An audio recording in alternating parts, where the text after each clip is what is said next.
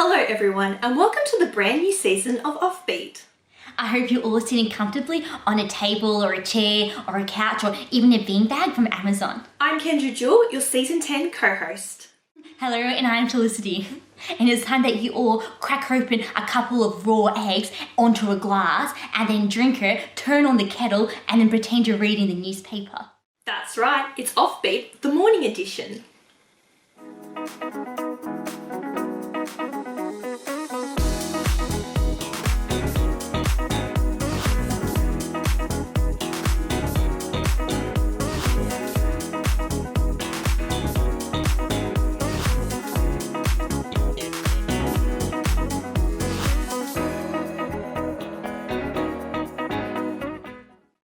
In today's episode, we're going to talk to some amazing guests from the arts industry about how they're still able to create great work even during this pandemic. Last week, Channel 31 celebrated its 10th annual Antenna Awards, recognising the excellent TV work across a diverse range of cultures and communities in both Adelaide and Victoria. This year though, the awards ceremony was postponed countless times, and eventually the in-person awards ceremony was cancelled, meaning that this year's 2021 Antenna Awards was hosted and produced remotely for the very first time.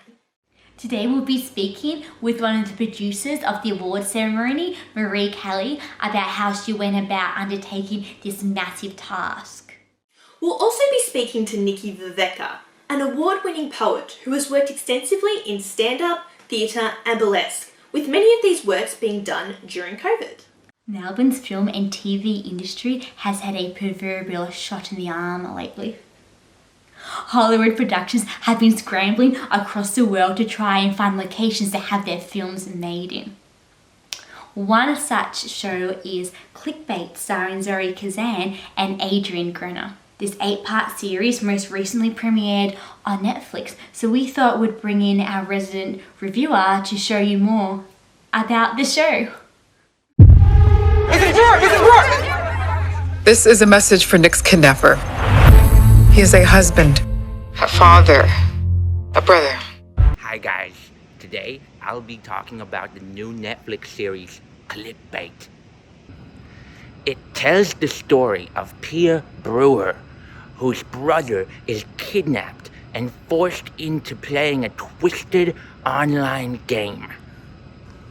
Pia must uncover who's behind this plot before things get out of hand and it's too late. Clickbait is a daring social commentary, but it suffers from one fatal flaw that ruined the whole experience for me. Now, I've been in the inskirts, I've been in the outskirts, I've been everywhere in Melbourne, and yet I've never come across a place called Oakland. It has to be made up, falsified, fabricated, and connected to an Orwellian abyss. This place just simply does not exist. The creators of this show must answer for this indiscretion. They will not make up a town or suburb that I cannot visit. My mother, God rest her soul, told me on her deathbed. Well, it wasn't her deathbed, it was her regular bed until she died on it, but she asked me, her only son, to visit every suburb and town in Victoria. But since that fateful day, I, a humble reviewer, has visited every single suburb in Victoria, reviewing the cafes, restaurants, and elevator rides in large buildings. Until now, this show has simply thrown a spanner in the works. They must apologize for making up such an absurd town that does not exist. The show is not bad though. The show is not bad at all. Coming up, we're joined with Marie Kelly, so make sure you don't go anywhere.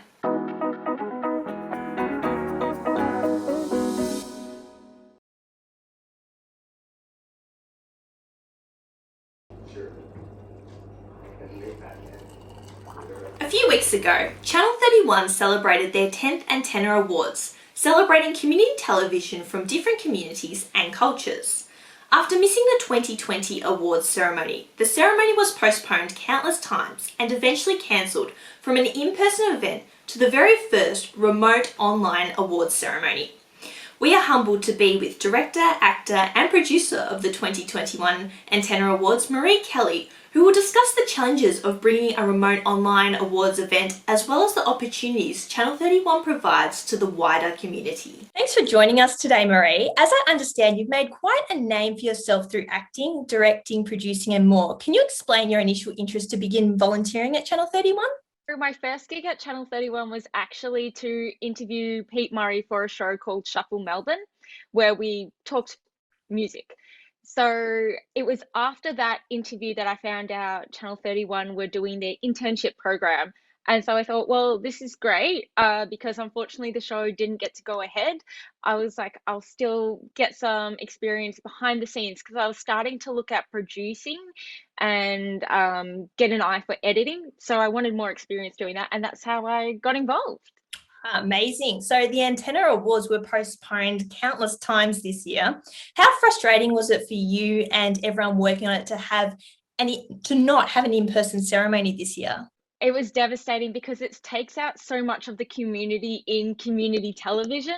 So the last Antenna Awards, everyone was able to see personalities or meet people that they'd heard of or seen clips of but hadn't actually encountered in person. So it's really personable and everyone gets to know each other. You really get to know the community, and people from Adelaide come over as well. So it's great to see the Adelaide crew when they come over. Lauren Hillman from Channel 44 is such a great advocate for community television, and to see her crew and the personalities from Adelaide come over and to celebrate with us, it's always so wonderful. So to have it postponed, first restrictions put on it, then postponed, then postponed, then postponed, and then cancelled and turned into a pre-recorded event. So it is really hard on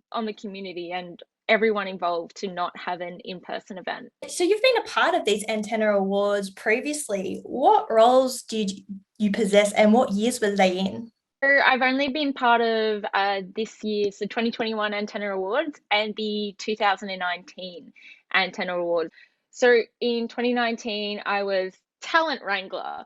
So that meant I was making sure everyone knew when to go on stage to present, how they would do the presenting, like which way to go up on stage, if everyone was well watered and fed, and then organizing photos for everyone as well. Channel 31 was very close to coming to an end until the government renewed the license for another 3 years. What was your initial reaction to this last minute renewal, and how has Channel 31 influenced your passion for media? So I think I screamed. Like a lot of us did. Yeah, I was like, yes! Like, I saw the announcement and I was so excited because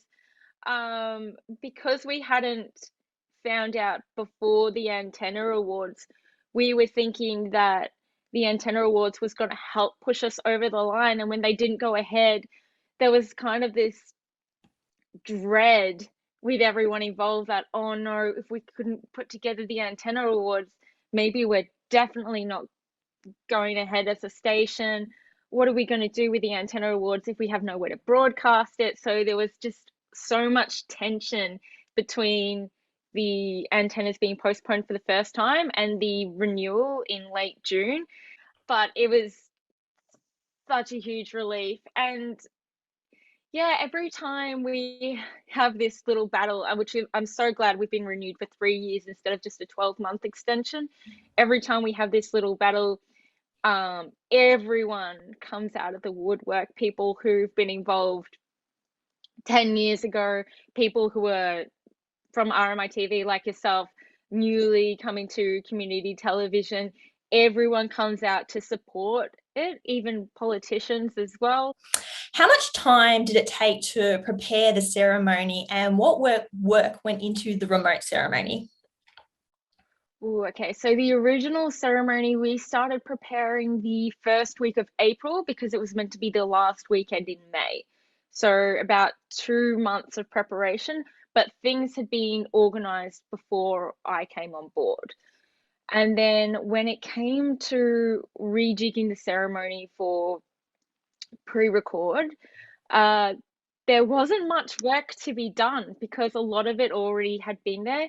So unfortunately, a lot of the work was canceling some people, like, canceling live music performances because it wasn't feasible, canceling our room hire at Federation Square because the event would have been at Federation Square. And then the next steps were checking if people had the equipment to record when they were going to present or record their acceptance speeches. A lot of people were just able to record from home and send in their presenting or acceptance speeches. So that was really great. That's fantastic. New world for sure. So how many people did the ceremony involve remotely then? Ooh, I can't say for sure, but there were so many people behind the scenes. So there were our graphics designers, Hari, Shane, the crew over at Adelaide, who would have done their own wrangling. There were 4 or 5 producers in Melbourne, and I think a few people in Adelaide as well. I don't have an exact number, but I do know that if we were going to have it as a live event, there would have been 40 to 50 people in the crew. Yeah. And also helping people to their seats as well, ushers and the like. Do you have any last motivational words for the opportunities of working at Channel 31 and the role it plays in society? I think everyone should give it a go. So whether you're, depending on what university you're at, if you want to get into filmmaking or get into television, I think it's a really good idea to check out the internship program at Channel 31 or find a Channel 31 program, a community television program, whether you're in Adelaide or Victoria, or I think there are even some up in Sydney as well. Find them, seek them out, ask them if they need any volunteer crew members, because it is a really good place to start. I've learnt so much at Channel 31 and at my time at community television. So most of my experience with editing and producing has come from Channel 31. So I'm really, really thankful for it. That's fantastic. Well, thank you so much, Marie, for your insightful information into the 2021 Antenna Awards, as well as your fantastic career that you've had volunteering at Channel 31. Thank you for having me. Coming up, we're speaking to Nikki Viveca. Stay tuned.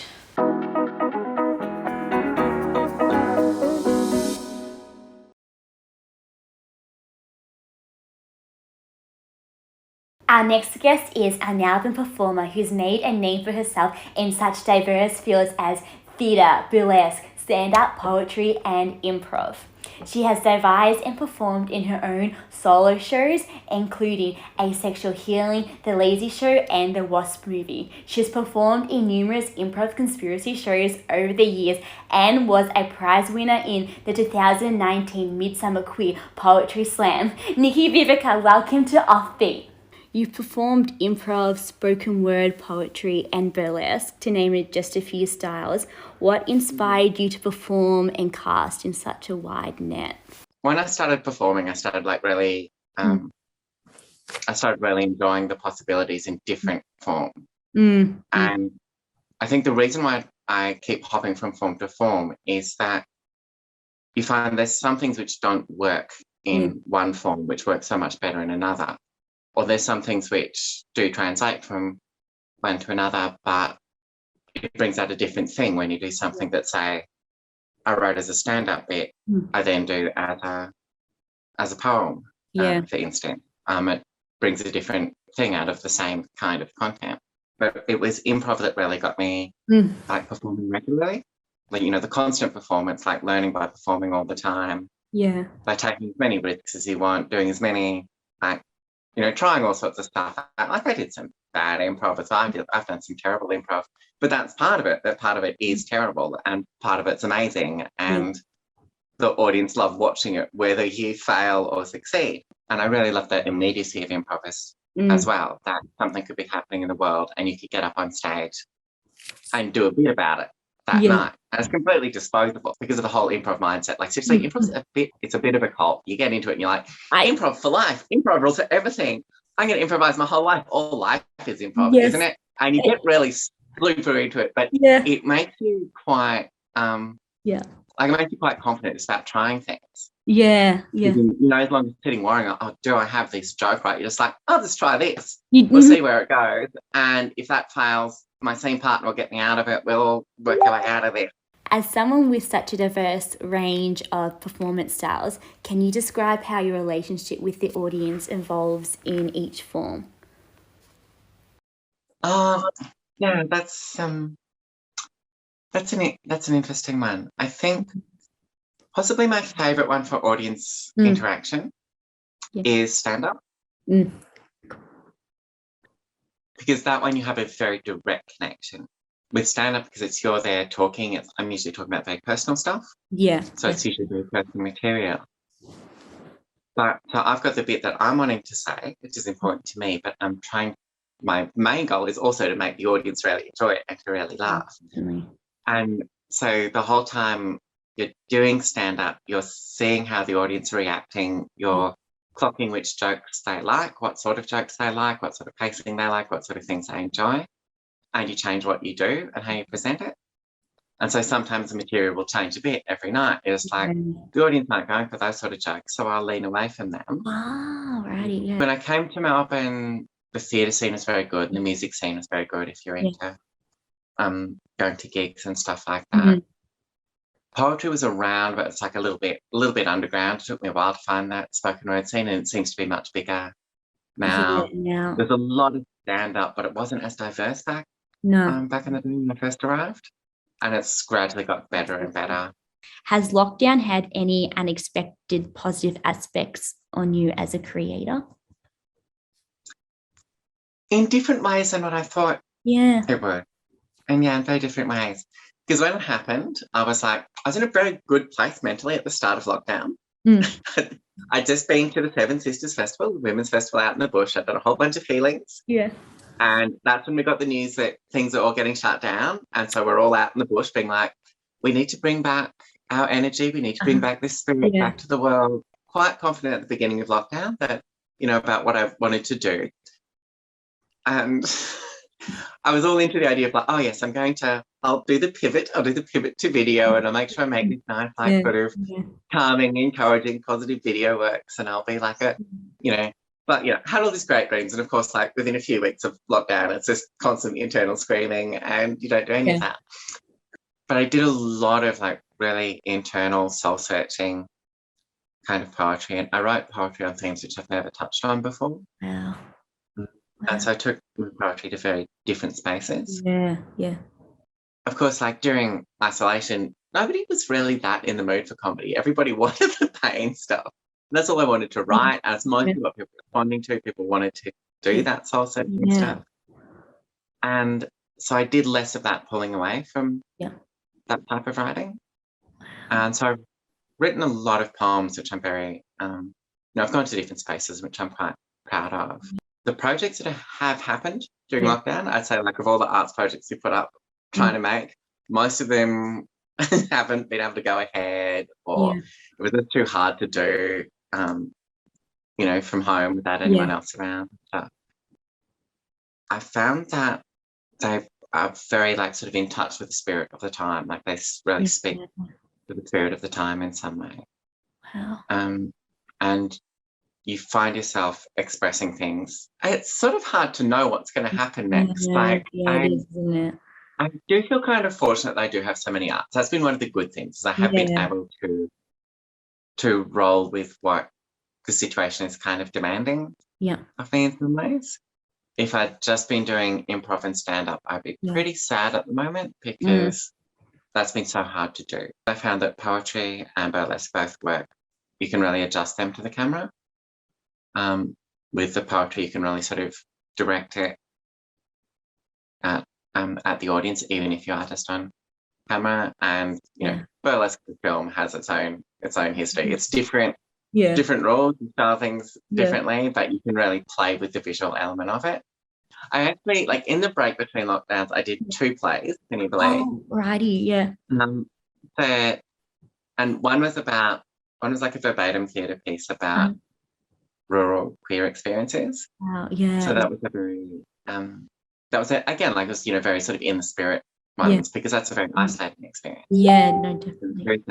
And so talking about that and, you know, talking about those kind of experiences felt very appropriate to the time. I know, like, because I grew up in regional Queensland and we were aware of queer people. We saw queer people on the TV, but you didn't think that you could be one. No. Not from Toowoomba, Southeast Queensland. No queer there.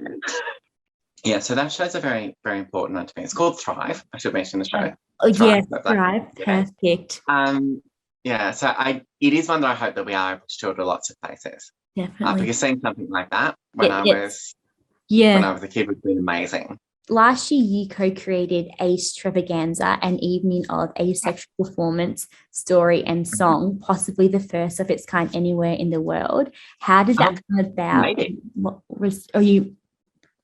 Maybe it is. I've never, I haven't seen any before then. That has actually, this is so funny. We created, me and Artemis Munoz created our show Extravaganza as a direct response to Midsummer not having any, like, a lot of age representation.